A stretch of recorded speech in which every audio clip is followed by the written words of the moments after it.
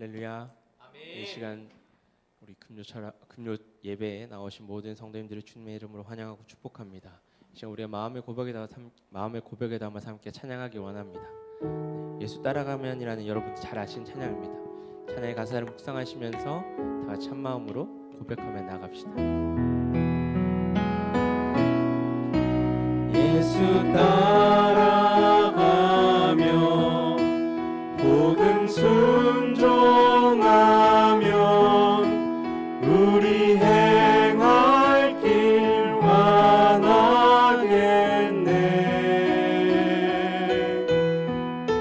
주를 의지하며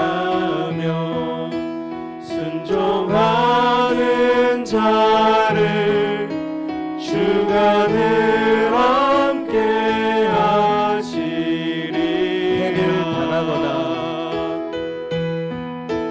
해를 당하거나 우리 고생할 때 주가 위로해 주시겠네.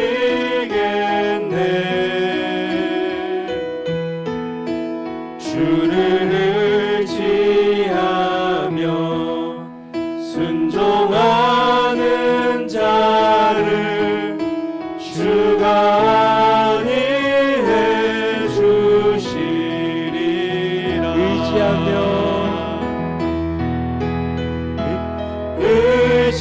의지하고 순종하는 길은 예수 안에 즐겁고 복된 길이로다.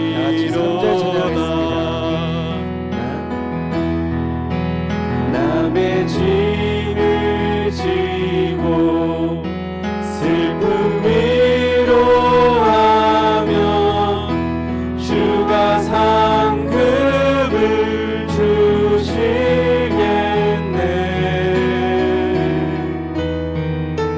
주를 의지하며 순종하는 자를 항상 복 내려 주시리. 받은 것이라. 우리 받은 것을 주께 다 드리며 우리 기쁨이 넘치겠네.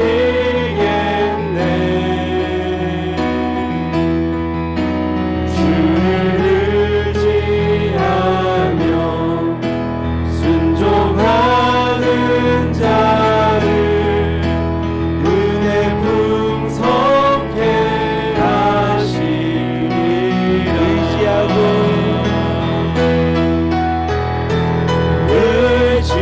의지하고 순종하는 길은 예수 안에 즐겁고 복된 길이로. 의지하고 순종하는 길은 예수 안에 즐겁고 복된 길이로다. 다시 한번 1절 전합시다. 예수 따라가며 예수 따라가며 복음 순종하며 우리 행할 길 하나겠네.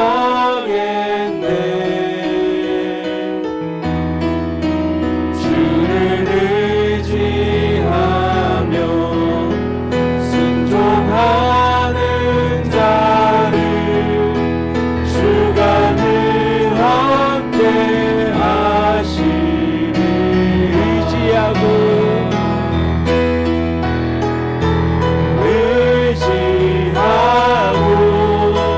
순종하는 길은 예수 안에 즐겁고 복된 길. 의지하고 순종하는 길은 의지하고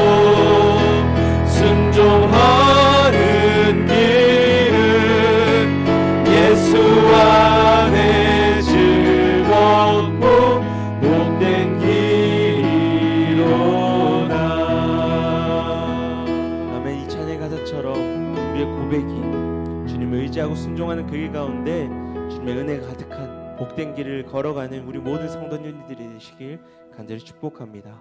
이 시간 우리 함께 또 찬양할 텐데 주의 도를 내게 알리소서라는 찬양입니다. 우리가 주의 말씀을 따라가는 그 길을 주님께서 우리에게 말씀하시는 그 말씀에 듣기 원하고 우리가 그 말씀을 알기 원한다고 그런 마음으로 함께 우리가 이 찬양 고백했으면 좋겠습니다.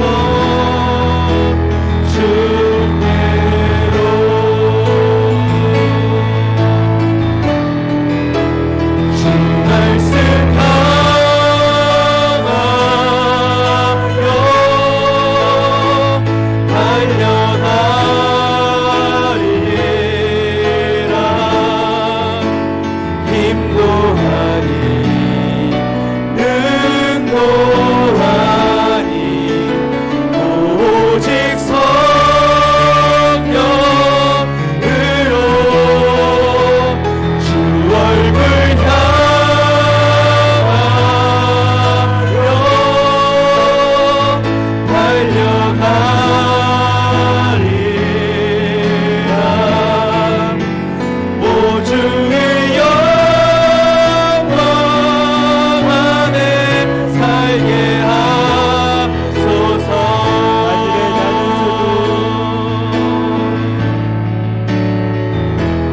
하늘에 나는 새도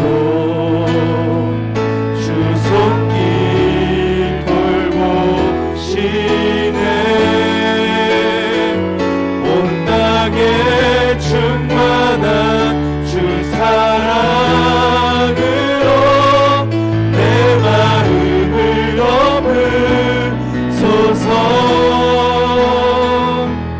주 나를 부르셨네. 주의 영광 위에 모든 사람 이끄소서. 주의 영광으로 주 말씀 향하여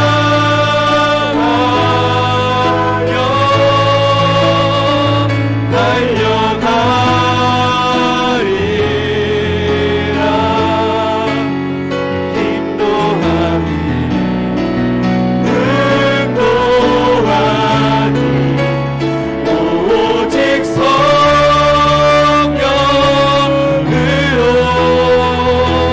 주 얼굴 향하여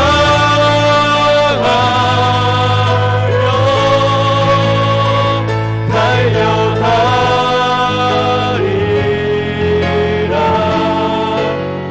오 주의 영광 안에 살게 하소서. 주 말씀 향하여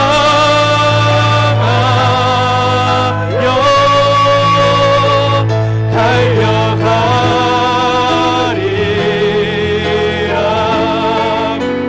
인도하니 능도하니 오직 성령으로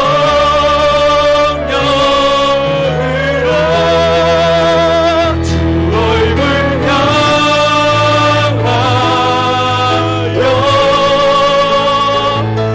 달려가리라.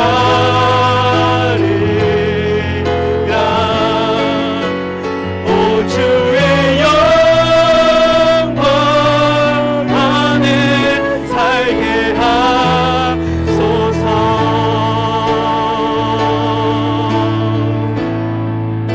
이 시간 우리 함께 말씀 앞에 나아가기 전에 이 시간 함께 기도하며 나아갔으면 좋겠습니다. 주님, 우리가 주님을 따라가고 주의 복음을 전하고 주의 말씀대로 살기 원합니다. 주님, 그런데 그러기 위하여 주님 우리에게 주의 말씀이 필요합니다. 주님, 그러기 위하여 우리의 삶의 기준이 되시며 우리의 삶의 방향이 되시는 예수 그리스도의 그 말씀이 필요합니다. 이 시간 그 말씀이 필요하여 주님을 갈급하여 나온 우리 심령들 가운데 주님 말씀하여 주시옵소서. 우리의 힘으로가 아니요 우리의 능으로가 아니요 오직 성령이 보시는 그 말씀 앞에 우리가 순종하고 그 말씀 앞에 반응하는 오늘 예배될 수 있도록 성령께서 함께 주시옵소서. 또한 말씀을 들고 나아가시는 강세 목사님 가운데 성령께서 함께 하셔서 주의 충만하심으로 덧입으시사 성령의 충만하심이 목사님의 말씀을 통하여 선포되어질 때에 우리 가운데 가득 부어주시는 은혜의 시간 될 수 있도록 성령께서 함께 해달라고 이 시간 다같이 주님의 이름 부르시며 기도하며 나가시겠습니다. 주여,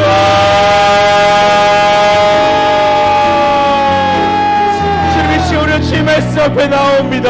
주님의 말씀이 필요하여 우리의 삶의 모든 것 대신에 주님 앞에 나오기 위하여 이 시간 우리 가운데 말씀하여 주옵소서. 주님을 따라가며 주의 말씀대로 살아가기 위하여 주님을 갈망하며 살아가는 우리 심령들 주님의 기도하여 주의 말씀이 필요한 시간 나왔습니다. 주의 말씀대로 살아가는 우리 너무나 연약합니다. 그래서 주님 우리의 삶의 기준이 되시며 우리의 삶의 필요하여 그 말씀을 갈급하여 예수의 말씀 우리가 나왔사오니 이 시간 주님 우리 심령들한테 말씀하시고 주님 우리 가운데 주의 성령의 기름 부으심의 은혜를 이 시간 충만히 더하여 주시옵소서. 주님 이 시간 우리 가운데 주님의 주님을 갈망하는 심령들 가운데 함께 하시고 주님을 바라며 주님을 구하며 주가 변하고 있는 심령들 가운데 주님 말씀하여 주시옵소서.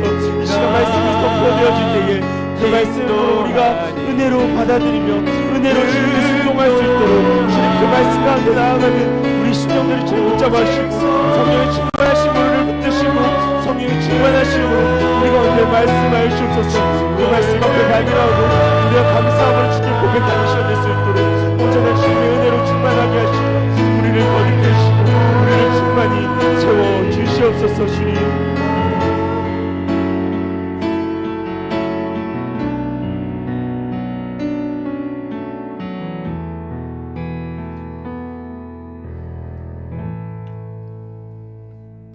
우리의 길이요 진리요 생명이신 하나님 아버지, 오늘도 이렇게 저희들 금요 예배로 불러주시고 하나님께 찬양과 경배로 영광 올려드리게 하여 주심에 하나님 감사를 드립니다.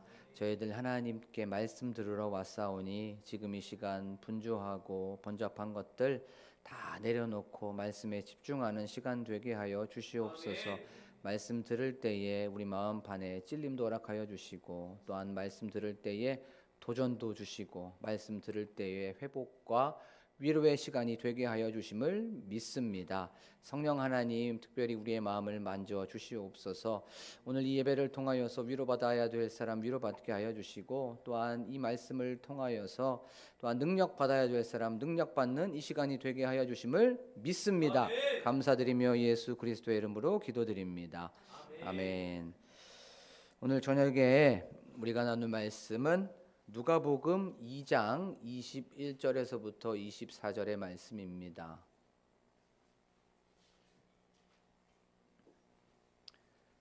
누가복음 2장 21절에서부터 24절 말씀입니다. 제가 봉독하도록 하겠습니다. 할례할 8일이 되매 그 이름을 예수라 하니 곧 잉태하기 전에 천사가 일컬은 바로라. 모세의 법대로 정결 예식의 날이 참에 아기를 데리고 예루살렘에 올라가니 이는 주의 율법에 쓴 바 첫 해에 처음 난 남자마다 주의 거룩한 자라 하리라 한 대로 아기를 주께 드리고 또 주의 율법에 말씀하신 대로 산 비둘기 한 쌍이나 혹은 어린 집 비둘기 둘로 제사하려 함이더라. 아멘. 할렐루야. 아멘. 오늘도 금요 예배에 오신 여러분들에게 주님의 은혜와 평강이 가득하시기를 간절히 소망합니다. 금요 예배 때는 또 한 주는 이제 베드로전서를 이제 강의하고 또 한 주는 예수 그리스도의 발자취를 따라서 예수 그리스도의 이 연대기를 따라서 말씀을 좀 살펴보고 있습니다. 우리가 다 지혜로우신 분들이시기 때문에 다 기억력이 좋으신 분들이시기 때문에 그 예수 그리스도의 연대기에 대해서 복습의 시간을 좀 갖도록 하겠습니다. 우리는 그 지난 시간에 신의 아들이라고 하는 그 제목을 가지고 말씀을 좀 살펴봤어요. 그 신의 아들, 가짜 신의 아들과 진짜 신의 아들에 대해서 나눠봤어요. 가짜 신의 아들은 누구였냐면 가이사 아구스도였지요. 그리고 진짜 신의 아들은 바로 예수 그리스도였습니다. 그것에 대해서 나눠봤죠. 신이 되고 싶었던 사람과 또 사람이 되고 싶었던 신에 대해서 말씀을 좀 살펴봤습니다. 가짜 신의 아들이 추구했었던 것은 힘, 돈, 크고 넓고 화려하고 아름답고 끊임없이 자기를 드러내려고 했었던 그 가이사 아구스도, 그는 가짜 신의 아들이었죠. 하지만 진짜 신의 아들은 어떤 것을 추구했습니까? 낮아지고 겸손하고 버리고 희생하는, 철저하게 물처럼 낮아진 그 분이 바로 진짜 신의 아들, 바로 예수 그리스도였습니다. 그리고 그것을 실제 그렇게 실생활에서 살아가셨던 것을 우리가 나눠봤죠. 그것이 무엇이었냐면 예수 그리스도의 그 분만실은 어디였습니까? 가축의 우리였어요. 대부분 아이들이 태어나게 되면 그곳은 쾌적하고 깨끗하고 너무나도 좋은 곳에서 태어나야 됨에도 불구하고 예수 그리스도가 태어나신 곳은 가축의 우리였죠.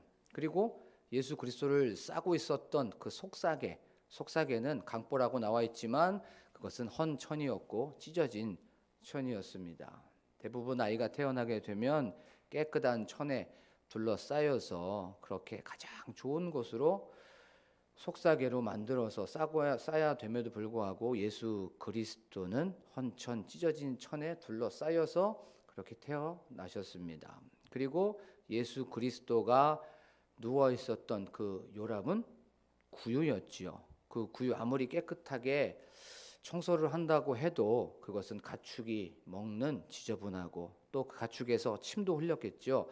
너무나도 지저분한 그곳에서 바로 태어나신 거였어요. 진짜 신의 아들은 바로 이러한 것을 추구했습니다. 그러면 이제 우리가 영접하는 자, 곧 그 이름을 믿는 자들에게는 하나님의 자녀가 되는 권세를 주셨으니라고 했죠. 그럼 우리가 어떤 아들입니까? 신의 아들이죠. 그러면 우리는 어떻게 생활해야 되는지에 대해서 우리가 이제 신의 아들이 되었기 때문에 하나님의 자녀가 되었기 때문에 어떤 것을 쫓아가고 또 어떻게 이 세상을 살아가야 되는지에 대해서 말씀을 나눠봤습니다.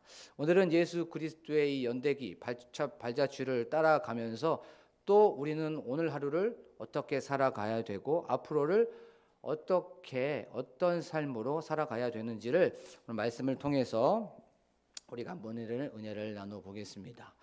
우리가 매뉴얼이라는 거 다 아시죠? 매뉴얼, 어떤 제품이나 조직이나 시스템이나 프로그램에는 다 매뉴얼이 있어요. 이것은 생산자나 관리자가 사용자나 어떤 구성원들이 그것을 잘 활용할 수 있도록 그것에 대해서 잘 적응할 수 있도록 소통할 수 있는 그런 문서라고 우리가 알 수가 있지요. 그런데 이 매뉴얼을 요즘에는 문서 작업으로도 종이로도 나오기도 하지만 요즘에는 어떤 JPG나 아니면 그림 파일이나 아니면 영상, 유튜브로도 요즘에는 매뉴얼을 이렇게 제공하기도 하죠. 이 매뉴얼은 순서에 따라서 굉장히 구체적으로 자세하게 세부 항목을 적어놓고 얘기해주고 있는 것을 보게 돼요. 매뉴얼을 따라서 이렇게 어떤 제품이나 어떤 프로그램, 시스템을 알아가다 보면 조금 시간이 걸릴 때가 있어요. 그리고 대부분 그 매뉴얼을 자세히 보게 되면 굉장히 장황하기 때문에 조금 시간이 좀 딜레이 될 수는 있지만 그 매뉴얼을 잘 보게 되면 그 어떤 제품이든 아니면 구성품이든 프로그램이든 시스템이든 쉽게 알아갈 수가 있습니다. 그런데 사람들이 매뉴얼을 잘 보지를 않아요. 그렇죠? 잘 알지도 못하면서 그 안에서 내가 좀 알겠다고 하면서 막 만지작 거리고 자기가 한번 해보겠다고 합니다. 그러면 하나부터 열까지 다 꼬이게 되지요. 뒤죽박죽 되고 막 엉키고 막 그렇게 됩니다. 그러면 어떻게 됩니까? 막 어쩔 때는 어떤 사람은 막 분노하기도 해요. 막 짜증내기도 하고 성질을 부리기도 합니다. 막 집어쳐 하면서 막 던지기도 하다가 그 물건이 막 부서지는 경우도 있는 것을 보게 됩니다. 그리고 나서 결국에는 어떻게 됩니까? 매뉴얼을 다시 찾아보게 돼요. 그러면 요거였구만 라고 하면서 그 매뉴얼에 되어 있는 순서대로 하다 보면 쉽게 나아가는 것을 알게 됩니다. 그렇죠? 우리는 매뉴얼대로라고 하는 그 제목을 가지고 예수님께서 말씀을 따라서 율법을 따라서 매뉴얼대로 그렇게 행했다는 것을 오늘 말씀을 통해서 알 수가 있어요. 자, 그러면 한번 생각해 볼게요. 이 말씀을 보면 이렇게 말씀하고 있죠. 쭉 한번 보시면 할례할 8일이 되매라고 하면서 말씀대로 지금 매뉴얼대로 하고 있는 것을 보게 됩니다. 예수님께서 태어나시고 8일이 된 거예요. 그래서 8일째 매뉴얼대로 할례를 받았습니다. 그리고 나서 33일을 더 기다렸어요. 그리고 나서 33일을 기다리고 나서 이제 정결 예식이 될 그 날이 되었습니다. 그래서 40일째 돼서 이제 예루살렘으로 마리아의 정결 예식을 위해서 가는 상황입니다. 말씀을 따라가고 율법대로 간 거예요. 그게 바로 22절 모세의 법대로 정결 예식의 날이 참회라고 하는 거예요. 마리아의 정결 예식을 위해서 갑니다. 이 정결 예식은 특별히 두 가지의 제사를 드립니다. 첫 번째는 번제의 제사를 드리고 두 번째는 속죄제의 제사를 드려요. 번제는 아기를 드렸던 것에 대하여서 감사와 너무나도 이것에 대하여서 기쁨과 헌신의 그 마음을 들여서 이런 제사를 드리는 것이 번제였고 속죄제는 바로 마리아의 부정함을 정결하게 하는 그 제사를 드리는 거예요. 그래서 마리아와 요셉은 이제 가게 된 겁니다. 22절에 모세의 법대로 그렇게 된 거예요. 그리고 나서 23절에 또 주의 율법에 쓴바라고 하면서 또 매뉴얼대로 첫 해에 처음 난 자마다 주의 거룩한 자를 하리라 한 대로 아기를 죽게 드리러 간 거예요. 매뉴얼대로 예수 그리스도가 장자이기 때문에 그 예수 그리스도를 하나님께 드리기 위해서 말씀대로 율법대로 매뉴얼대로 그렇게 예루살렘 성전으로 가게 된 거예요. 근데 24절에 보면 또 주의 율법에 말씀하신 대로라고 하면서 끊임없이 매뉴얼을 지금 얘기하고 있는 것을 보게 됩니다. 산 비둘기 한 쌍이나 혹은 어린 집 비둘기 둘로 제사하려 함이더라라고 성경은 말씀하고 있는 것을 보게 되죠. 말씀을 따라서 말씀대로 매뉴얼대로 끊임없이 이렇게 하고 있는 것을 보게 됩니다. 여기에서 오늘은 한 가지만 우리가 말씀을 통해서 우리가 은혜를 받도록 하겠습니다. 예수님은 초라한 가축의 우리에서 태어나셨죠. 그리고 나서 이제 8일이 지났어요. 이스라엘의 율법에 보면 남자아이가 8일이 지나면 어떤 행위를 하게 됩니다. 그것이 바로 할례를 받게 되는 거예요. 그럼 우리가 한번 생각해 볼 수 있겠죠. 할례가 무엇인지 우리가 다 아는 거지만 다시 한번 해보겠습니다. 할례라는 뜻이 무슨 둘레를 자르다, 칼자국을 내다라고 하는 그런 뜻을 가지고 있어요.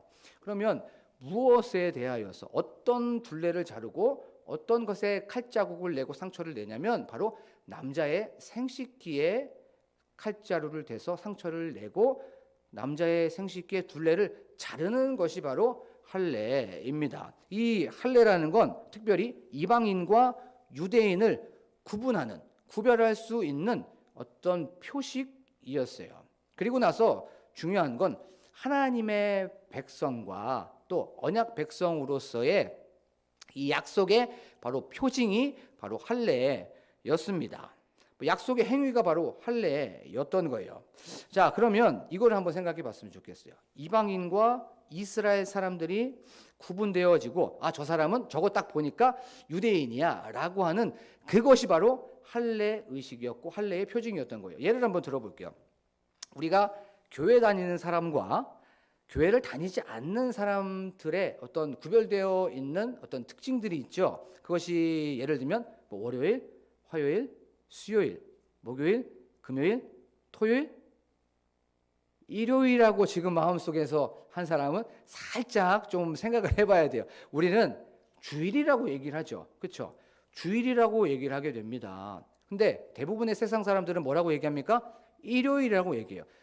교회 다니는 사람과 세상 사람들이 구분되어질 수 있는 건 바로 주일을 얘기하느냐, 일요일로 얘기하느냐, 이런 걸 통해서 저 사람 주일이라고 얘기하는 거 보니까 교회 다니는구만 라고 그렇게 구분이 되어질 수 있죠. 그리고 또 하나 한번 얘기를 한번 해볼게요. 우리가 세상을 살아가다 보면 굉장히 잘 형통한 일이 벌어지게 됩니다. 잘 풀려지는 일이 이루어질 때가 있어요. 그러면 세상 사람들은 뭐라고 얘기합니까?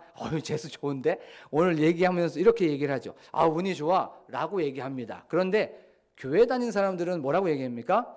이건 하나님의 은혜야 라고 얘기를 하게 되죠. 하나님의 섭리야, 하나님의 어떤 계획이야, 하나님의 구원의 경륜에 들어가 있는 거야 라고 얘기를 하게 됩니다. 이것처럼 이스라엘 백성과 이방인이 구분되어지던 그 표징이 바로 할례였던 거예요. 근데 이게 어디에서 한다고요?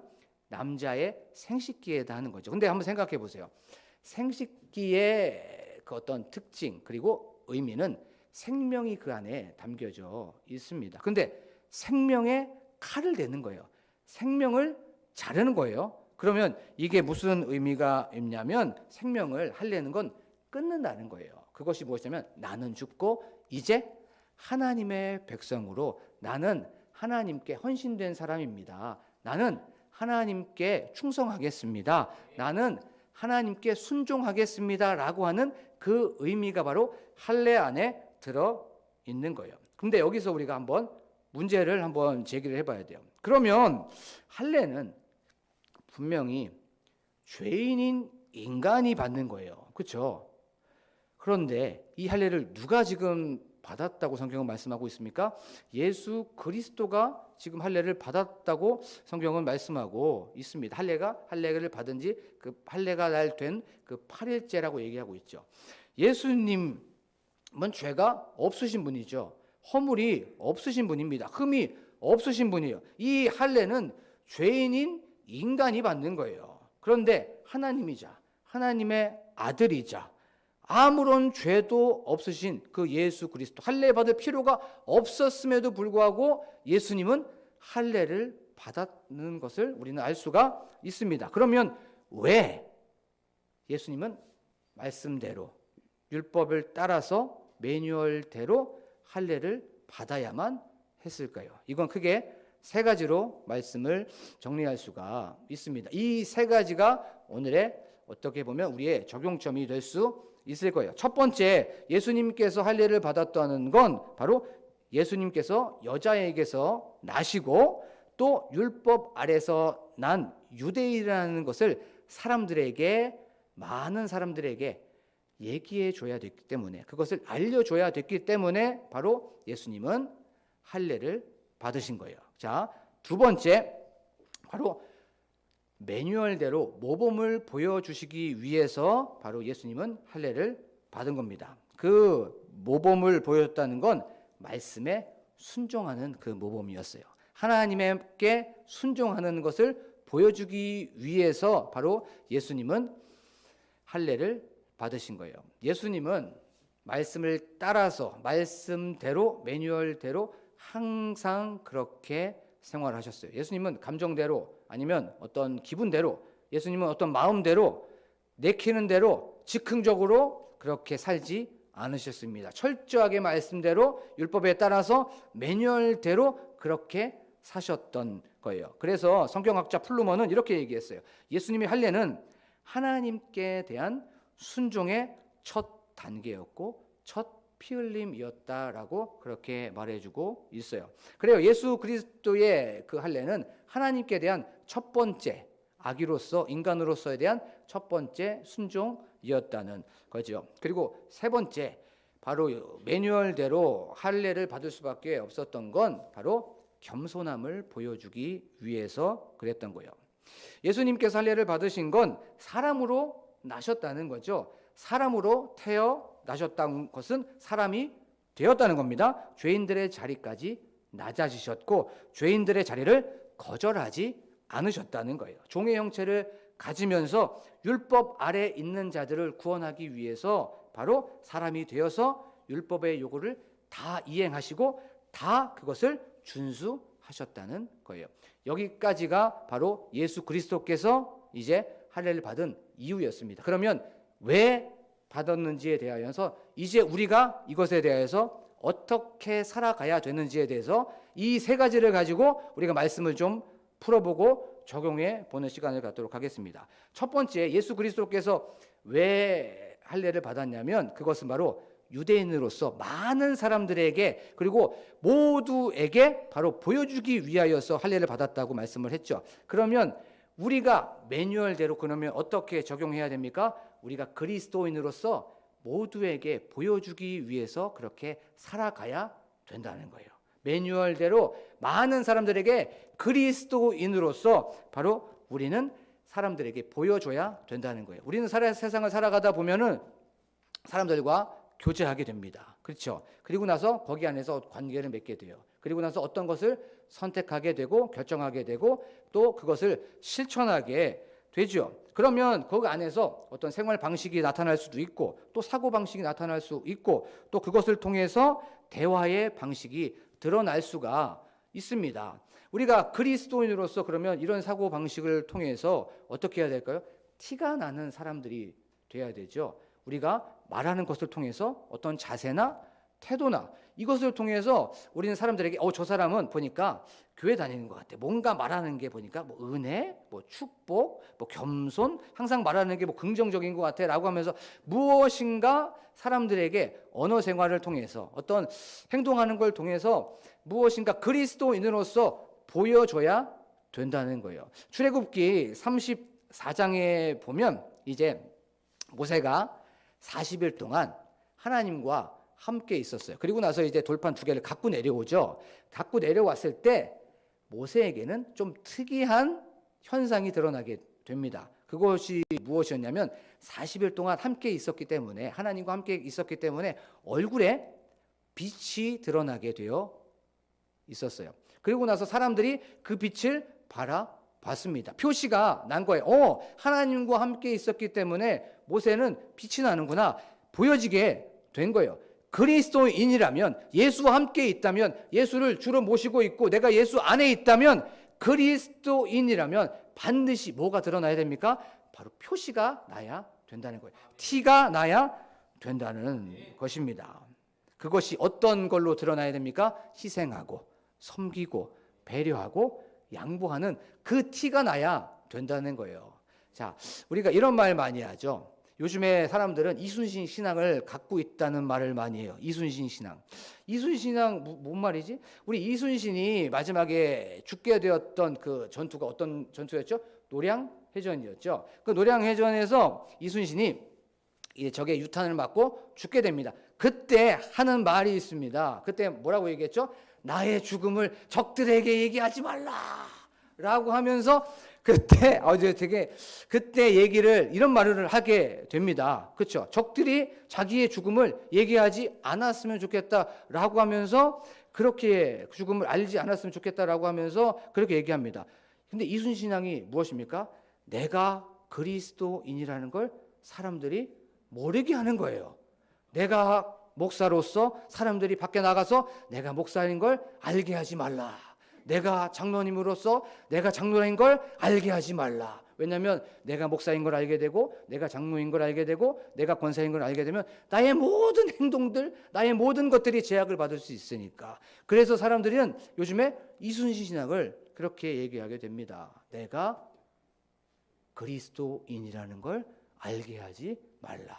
그런데 예수님은 철저하게 매뉴얼대로 하면서 자신이 유대인인 것을 사람들에게 알리고 싶어 했어요. 그러면 이것을 똑같이 매뉴얼대로 우리도 어떻게 해야 됩니까? 그리스도인인 걸 사람들한테 알려주는 저와 여러분이 되기를 소망합니다. 그래서 우리가 교회 다니는 사람이라고, 내가 예수 그리스도 따라가는 제자라고, 내가 예수 그리스도를 쫓아가는 사람이라는 걸 사람들한테 알려줘야 돼요. 어떻게? 대화를 통해서, 그 다음에 행동하는 것을 통해서, 나의 자세를 통해서, 나의 어떤 태도를 통해서, 저 사람은 교회 다니는 사람이구나 라는 것을 알려줘야 된다는 것이지요. 근데 이것을 내 힘으로는 안 되죠. 이것은 철저하게 나는 죽었을 때, 내가 부인되었을 때, 내가 부정되었을 때 바로 섬길 수 있고 배려할 수 있고 양보할 수 있는 거예요. 그렇죠? 그래서 첫 번째, 우리가 그리스도인이라는 것을 보여줘야 되는 것은 바로 십자가를 통해서 보여줘야 되는 거죠. 자, 두 번째, 그러면 이제 예수 그리스도께서는 모범을 보여주시기 위해서 할례를 받았다고 했죠. 그 모범은 바로 순종의 모범입니다. 그러면 우리도 어떤 매뉴얼을 따라서 이 순종이라는 것을 통해서 바로 예수 그리스도를 드러내게 해야 된다는 거죠. 자, 그러면 한번 생각해 봐야 되겠습니다. 그것이 뭘 생각해 봐야 하면, 우리가 순종해야 되면 가장 먼저 해야 되는 건 말씀을 알아야 되죠. 말씀을 알려면 말씀을 읽어야 됩니다. 그렇죠? 말씀을 들어야 되고, 말씀을 봐야 되고, 말씀을 끊임없이 생각해 나아가야 됩니다. 읽고 듣고 맛보고 또 그것에 대하여서 생각하고 묵상하고 실천해야 그렇게 알아가게 되어 있는 거죠. 자, 우리 생각해 보면은 스마트폰 보면서 SNS나 아니면 그 안에서 어떤 뉴스나 기사, 카톡하고 또 그 안에서 사건 사고들은 많이 보고 또 경험을 하고 듣고 읽게 돼요. 수많은 시간을 거기에서 많이 활용을 하고 또 할애를 하게 됩니다. 그런데 우리가 한번 자신을 점검해 봤으면 좋겠어요. 과연 하나님의 말씀은 우리가 얼마나 많이 읽고 있었는지, 그리고 그것을 듣고 있었는지, 또 그것을 보고 있었는지를 자신에게 한번 질문해 봤으면 좋겠어요. 여기에 계신 분들은 경건하신 분이고 또 거룩하신 분들이기 때문에 많이 성경을 읽고 또 많이 성경을 보셨을 거예요. 저도 이 말씀을 좀 준비를 하면서 생각을 했습니다. 물론 성경 말씀을 준비하고 설교를 준비했을 때 그 말씀을 읽고 또 그것을 보고 또 묵상을 합니다. 근데 성경 말씀을 설교 준비하는 거 말고 하나님과 대화하면서 하나님의 뜻을 알려고 하나님의 그 마음을 알기 위해서 나는 이 성경을 설교 준비하는 거 말고 얼마나 많이 봤을까를 솔직히 좀 질문하면서 그렇게 물어봤어요. 저 자신한테. 근데 설교 준비할 때 말고는 그렇게 많이 보지 못했다는 것을 알게 되었습니다. 그러면서 굉장히 많이 찔리고 하나님의 마음을 알기 위해서 설교 준비하는 거 말고 더 많이 하나님과 대화해야 되겠구나. 더 많이 하나님과 소통해야 되겠구나라는 것을 알게 되었습니다. 그래요. 매뉴얼대로 예수 그리스도는 말씀에 순종하기 위하여서 하나님께 순종하기 위하여서 할례를 받았는데 우리는 그러면 하나님의 말씀에 얼마나 순종하고 있는지 순종하려면 그 말씀을 알아야 되는데 알려면 읽어야 되고 봐야 되고 들어야 되고 그것을 묵상해야 되는데 그것에 대하여서 얼마나 내가 묵상하고 보고 읽고 듣고 생각하고 있는지를 자신에게 한번 질문해 봤으면 좋겠어요. 자, 우리가 말씀을 여기 계신 분들은 많은 읽고 계시니까 또 그것을 순종하려고 하기 때문에 이런 고민들을 많이 하셨을 거예요. 내가 순종을 하려고 하는데 잘 안 돼요. 그렇죠? 힘듭니다. 그런데 이거 아십니까? 순종하려고 해서 힘들고 순종하려고 하는데 어려워요. 그런 건 바로 지금 말씀을 잘 행하는 그런 과정이라는 걸 아셨으면 좋겠어요. 세상 사람들 그리고 말씀을 잘 모르는 사람들은 내가 이 말씀을 순종하려고 하는 그런 고민조차도 없습니다. 그렇죠? 그것에 대하여서 내가 잘 이 말씀을 따라가야 되는데 라고 하는 고민이 있다는 건 지금 그만큼 말씀에 대하여서 노력하고 있는 거예요. 그런 여러분들을 위로하고 또 그런 여러분들을 격려하고 축복합니다. 우리가 말씀을 이제 순종을 하다 보면은 내가 정직해야 되는데 내가 진실해야 되는데 내가 조금 더 정직해야 하는 것을 뛰어넘어서 거짓말하지 않아야 되는데 라고 하면서 끊임없이 순종하려고 노력을 하죠. 그리고 또 내가 좀 더 부지런하고 성실하고 또 온유해야 되고 또 절제해야 되는데 라고 하면서 끊임없이 말씀을 순종하려고 합니다. 그런데 한번 자신에게 질문해 봤으면 좋겠어요.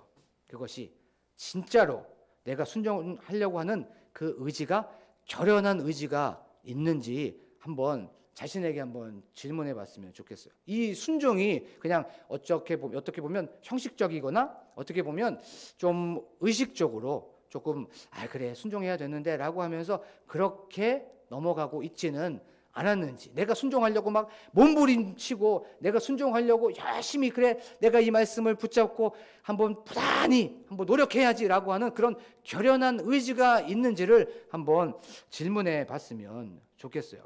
그리고 또 말씀을 들었을 때는 그래요 하나님의 말씀 제가 순종하겠습니다. 그런데 제가 거기까지는 못하겠습니다. 예를 들면 원수를 사랑해라고 했었는데 나를 너무나도 힘들게 하는 그 사람 지금 너무나도 힘듭니다 라고 할 수 있어요. 그리고 또 용서하라고 했는데 저 사람 용서하기가 힘듭니다 라고 하는 그런 마음이 들 수도 있어요. 근데 말씀을 계속 묵상하고 또 준비를 하는데 오늘 새벽에 담임 목사님께서 이 찬양을 불러주셨어요.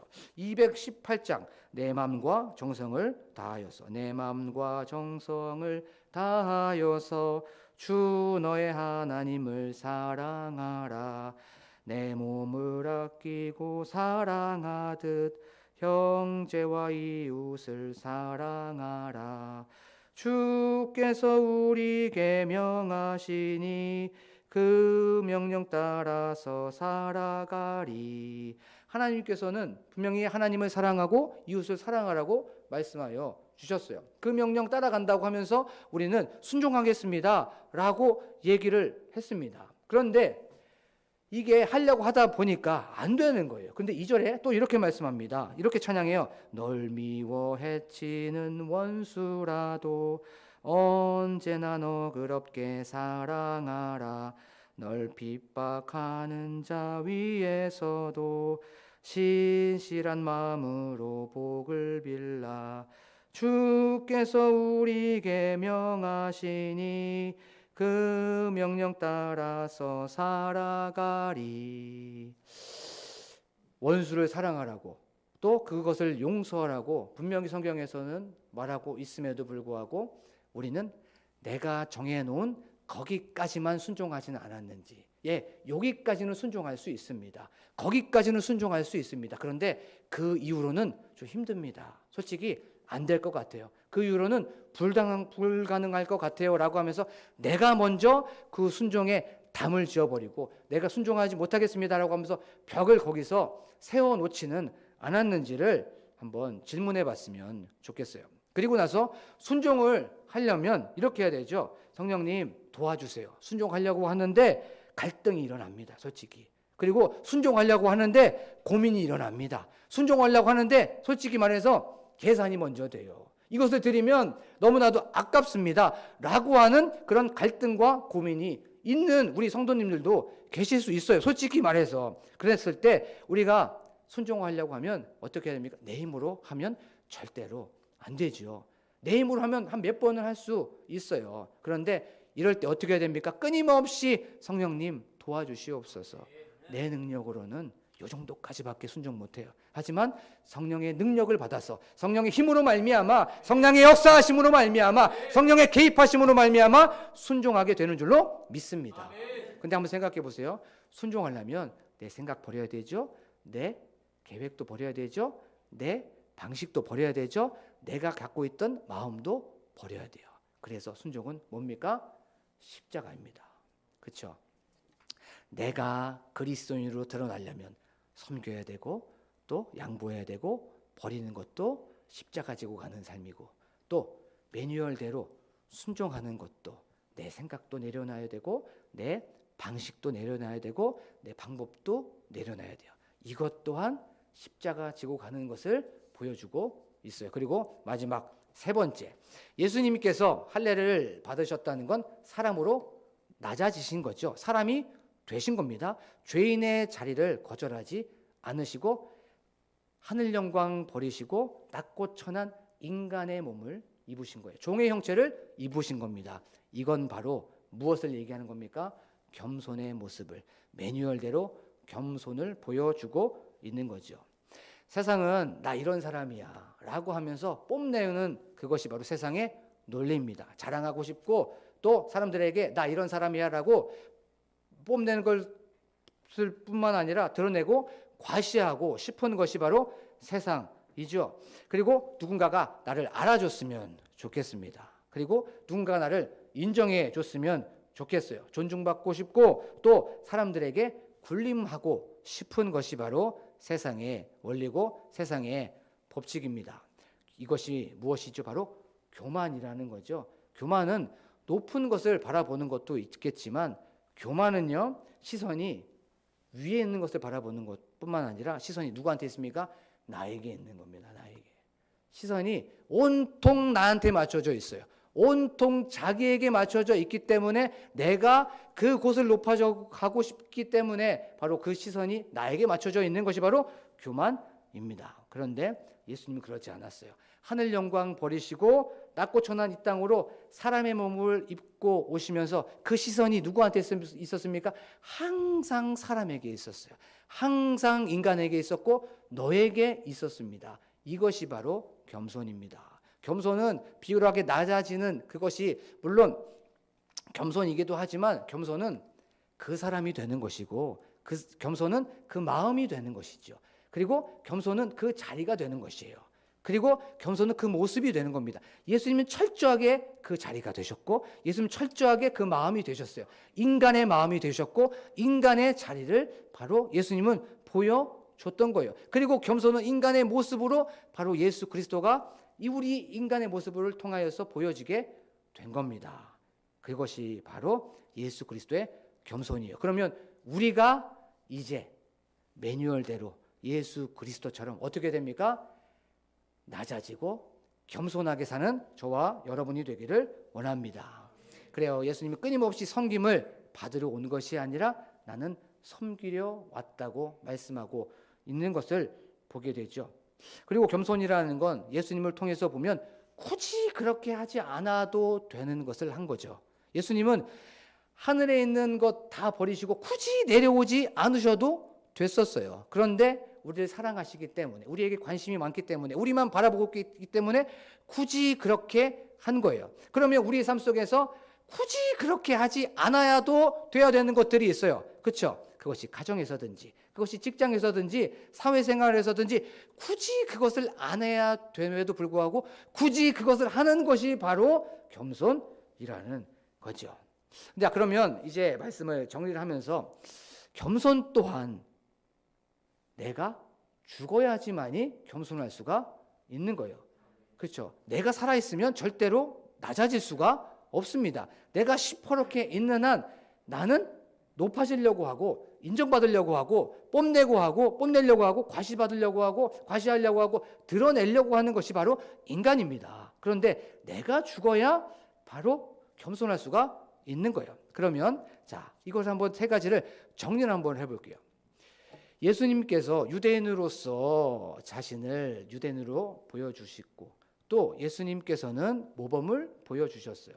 그리고 순종의 모범을 보여주셨고 겸손의 모범을 보여주셨죠. 그러면 이제 우리도 그리스도인으로서 매뉴얼대로 사람들한테 보여줘야 돼요. 이것도 십자가를 통해서 내가 죽어야 되고 또 우리는 그리스도인으로서 매뉴얼대로 순종하는 그 모습을, 말씀에 순종하는 모습을 보여줘야 돼요. 이것도 내가 죽어야 순종할 수 있는 거죠. 그리고 또 매뉴얼대로 겸손의 모습, 낮아지고 물처럼 낮아져서 섬기고 높여지는 그것 또한 십자가를 통하여서 내가 죽어야 겸손을 보여줄 수가 있는 거예요. 그러면 할례를 통해서 예수 그리스도가 말해주고 싶은 건 무엇입니까? 철저하게 너희들은 죽어야 된다는 거예요. 나는 죽고 바로 철저하게 십자가를 통해서 그 할례의 모습을 보여주고 있는 것입니다. 사랑하는 우리 광복교회 성도 여러분, 오늘 말씀을 통해서 할례라는 건 바로 내가 죽는 것이라는 것을 우리가 알 수가 있습니다. 우리가 오늘 여기까지 오기까지 내가 드러내려고 했었고 내 생각, 내 계획, 내 방법, 내 계획, 내 어떤 방식이 있었다면 이 모든 것들은 다 내려놓고 십자가에 나를 죽이는 저와 여러분이 되기를 간절히 소망합니다. 그 안에서 그래서 예수 그리스도를 드러내고 순종함을 통하여서 겸손함을 통하여서 그리스도인이 무엇인가 누구인가를 보여주는 저와 여러분이 되기를 매뉴얼대로 살아가는 저와 여러분이 되기를 간절히 축복합니다. 우리 지금 이 시간 찬양하는 시간을 갖도록 하겠습니다.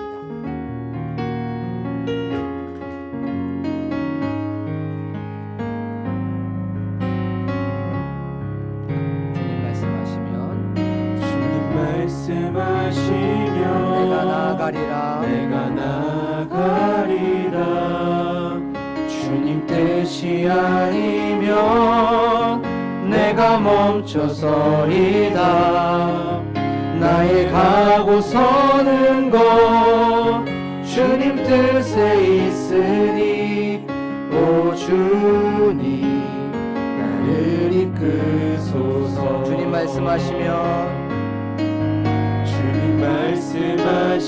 내가 나아가리다 주님 뜻이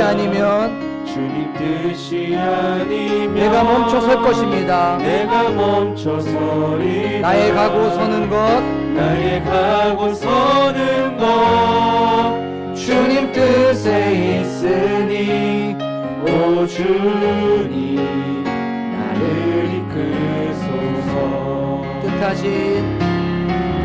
뜻하신 그곳에 나 있기 원합니다 이끄시는 대로 순종하며 살리니 연약한 내 영 통하여 일하소서 주님 나라와 그 뜻을 위하여 뜻하신 그곳에 나 있기 원합니다 이끄시는 대로 순종하며 살리 연약한 내 영 통하여 일하소서